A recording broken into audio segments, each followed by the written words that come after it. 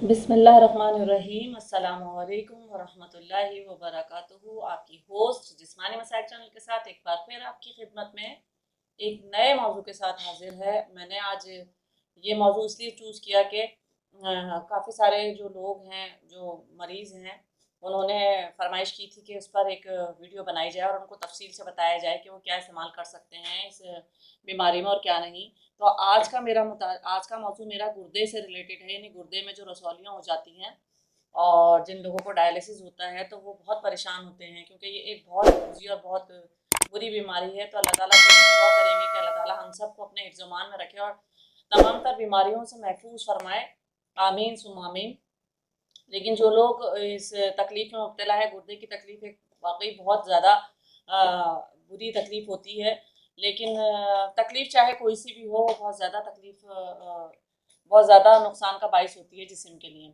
तो मैं आज आपके लिए गुर्दों को बेहतर बनाने के लिए, गुर्दों को फ़आल करने के लिए एक बेहतरीन दवा लेकर आई हूँ और उसको मैं आपको वक्तन आराम से उसका पूरा बताऊँगी वीडियो में।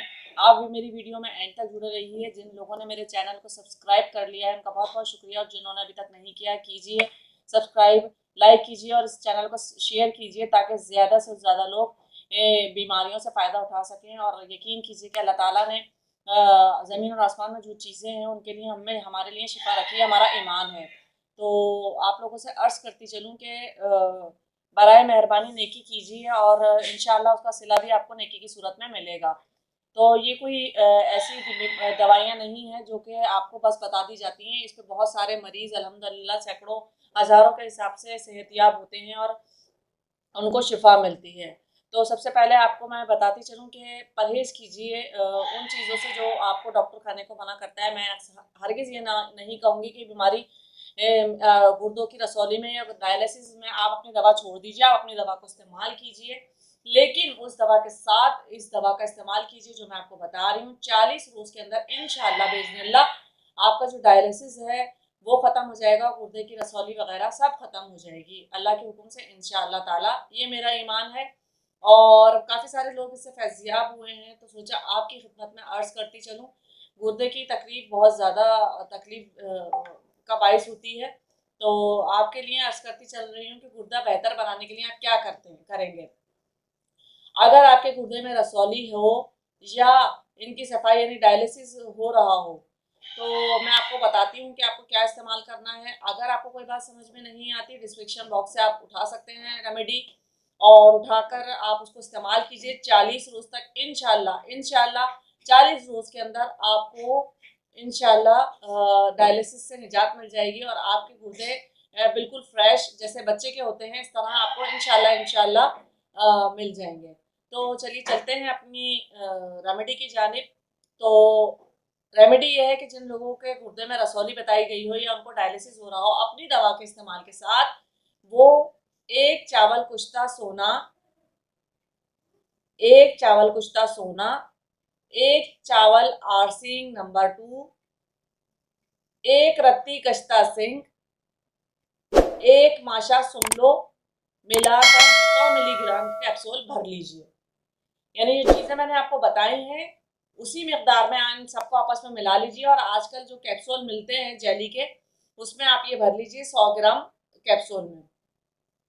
सुबह और शाम धमासा बूटी के अर्क के साथ इस्तेमाल करें। अब आप बोलेंगे कि धमासा बूटी क्या है, तो अगर आपको जानना है कि धमासा बूटी क्या है तो मेरे चैनल पे धमासा बूटी के बारे में तफसीली वीडियो है कि वो क्यों और कैसे कब इस्तेमाल की जाती है। तो वो आप मेरी पिछली वीडियो में देख सकते हैं।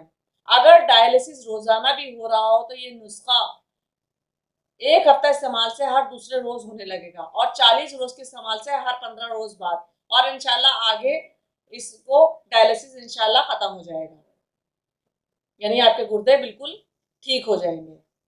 मैं नुस्खा दोबारा दोहरा रही हूँ। अगर नुस्खा आपको समझ नहीं आ रहा कि मैंने क्या कहा है, तो आप डिस्क्रिप्शन बॉक्स से ये नुस्खा भी उठाकर पंसारी की दुकान से चीज़ें खरीद सकते हैं और 100 मिलीग्राम कैप्सूल में भर के सुबह शाम नमाजा बूटी के अर्क के साथ आप इसे 100 मिलीग्राम के कैप्सूल का इस्तेमाल कर सकते हैं। नुस्खा दोबारा दोहरा रही हूँ आपकी खिदमत में कि अगर किसी को रसौली हो, या गुर्दों में रसौली हो जाती है या डायलिसिस होता है, तो एक चावल कश्ता सोना,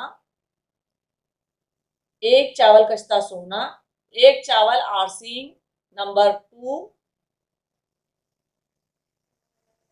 एक रत्ती कश्ता सिंह, एक माशला सुमलो का पाउडर मिलाकर इन सब चीजों को मिला लीजिए और 100 ग्राम का कैप्सूल बना लीजिए। सुबह शाम इस कैप्सूल को आप अर्क दमासा यानी दमासा बूटी का जो अर्क होता है आप निकालते हैं, वो मैंने आपको बताया कि अर्क किस तरह निकालते हैं पिछली वीडियो में। आप इंशाल्लाह इस्तेमाल करें, आहिस्ता आहिस्ता इंशाल्लाह इंशाल्लाह अल्लाह के हुक्म से आपके गुर्दों की रसौलियाँ, पथरियाँ और जो भी बीमारियां हैं गुर्दों की वो ख़त्म हो जाएंगी। और जो लोग डायलिसिस पर हैं, अल्लाह ताला के हुक्म से इंशाल्लाह इंशाल्लाह उनको 40 दिन में मुकम्मल शफा मिल जाएगी। लेकिन मुकम्मल शफा के लिए ये नुस्खा आप 6 माह से 1 साल तक इस्तेमाल कर सकते हैं, इसका कोई नुकसान नहीं है। इंशाल्लाह आप अगर आपको फ़ायदा हो रहा है तो इस नुस्खे को दूसरे के साथ भी शेयर कीजिए, इस वीडियो को शेयर कीजिए। और जो परहेज़ गुर्दों की पथरी के लिए, गुर्दों की रसौलियों के लिए आपको बताया जाता है, वो परहेज़ कीजिए। खुदारा बाज़ार के जो जंक फूड हैं, फूड्स हैं जो, और जो कोल्ड ड्रिंक्स हैं और वाइट आटे से बनी हुई बेकरी आइटम्स हैं, इनसे परहेज़ कर लीजिए। मैं आपको अपनी हर वीडियो में बताती हूँ कि परहेज़ आधी बीमारी को ख़त्म कर देता है। तो जो चीज़ आपको समझ नहीं आई तो आप डिस्क्रिप्शन बॉक्स में पूछ सकते हैं और वहाँ से ये रेमेडी भी उठा सकते हैं। और इंशाल्लाह इंशाल्लाह अल्लाह के हुक्म से 40 रोज़ के अंदर आपको इस मर्ज़ से बिल्कुल निजात मिल जाएगी इंशाल्लाह। इंशाल्लाह जब आपको फ़ायदा हो, जब आपको इस मर्ज़ से निजात मिल जाए, तो ये रेमेडी जो गुर्दे के मरीज़ हैं या डायलिसिस पर हैं या गुर्दों की रसौली से परेशान हैं, ऑपरेशन ना करना है, ये रेमेडी 40 दिन इस्तेमाल करें। 1 हफ्ते में इंशाल्लाह इंशाल्लाह जब आपका अगर डायलिसिस रोज़ाना हो रहा है तो आपका वो डायलिसिस 1 हफ्ते बाद होगा।